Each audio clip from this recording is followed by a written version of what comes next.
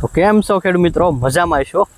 વાત એની કરશું આપણે આજે વાત કરવાના છીએ એક મોટી વસ્તુ જે તમારી માટે અત્યારે મગફળીનું વાવતર કરતા હોય તેમાં એક પ્રશ્ન રહેતો હોય કે ભૂંડ હોય, રોજડા હોય, એ આપણો વાવેતર દાણાને એવું બગાડી નાખે કે કપાસ હોય રેડી. તો હજી તમને જે વસ્તુ બતાવી છે નીચે બોટલ દવા રેડી, એ દવાનો ઉપયોગ કઈ રીતે થાય એની વિશે થોડીક માહિતી આપશું. રામબાણ ઇલાજ છે, કરવું ન કરવું તમારી ઈચ્છા, અને આપણું કામ છે અહીંથી તમને રોજ નવી ખેતીમાં આપણું ઉત્પાદન ખર્ચ ઘટે અને થોડુંક ઉત્પાદન મળે સારું, કેમ કે એ આપણો અહીંથી જઈ હોય છે.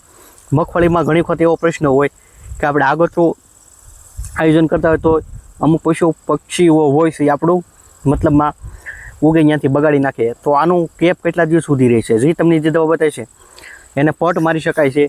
પટ મારવો હોય દાણા રહે તોય મારી શકાય છે, અથવા તમે હેડાની આજુબાજુમાં દવા છાંટવી હોય તમારે હેડા આજુબાજુ, ધારો કે તમે 1 વીઘાનું બકાલું બનાવ્યું, ચારે બાજુ શાકભાજી કોઈ બનાવવામાંથી, તો શાકભાજીમાં પણ એ દવાનો ઉપયોગ કરે. ભાઈ તમારે રખડતા પશુનો ત્રાસ રહેતો હોય તો એનો એક વખત તમે આજુબાજુ છાંટો એટલે 15 થી 17 દિવસ સુધીનો કેપ રહે. ચૌદી જે મતલબમાં હોય છે એને એ રીતની વાઇસ આવે છે, જેથી લઈને આવતા નથી. એમાં રોજડું લઈ લો કે ગમી લઈ લો તમે, નીલ ગાય કે ગાય કે જે આપણે રખડતા પશુ હોય એમાંથી XYZ ભૂંડ લઈ લો, તો એની માટે કામ કરે છે. પટ મગફળીમાં ખાસ કરીને જે પટ આપી શકો છો, પટ ન આપ્યો હોય તમારે અત્યારે એવો પ્રશ્ન રહેતો હોય ભાઈ કવર આવે છે, તો તમે હેડેની ચારે બાજુ એનું મતલબમાં બાઉન્ડ્રી, કેમ આપણે ટ્રાય ફેન્સિંગ કરીએ એ રીતે ચારે બાજુ બાઉન્ડ્રીથી સ્પ્રે પણ કરી શકો છો.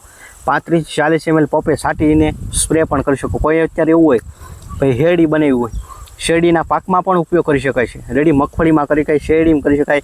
તમે આગોતરું કપાનું ઓલું કરો, કપાવવા પણ તમારે રખડતા પશુનો ત્રાસ હોય તેમાં પણ ઉપયોગ કરી શકો છો.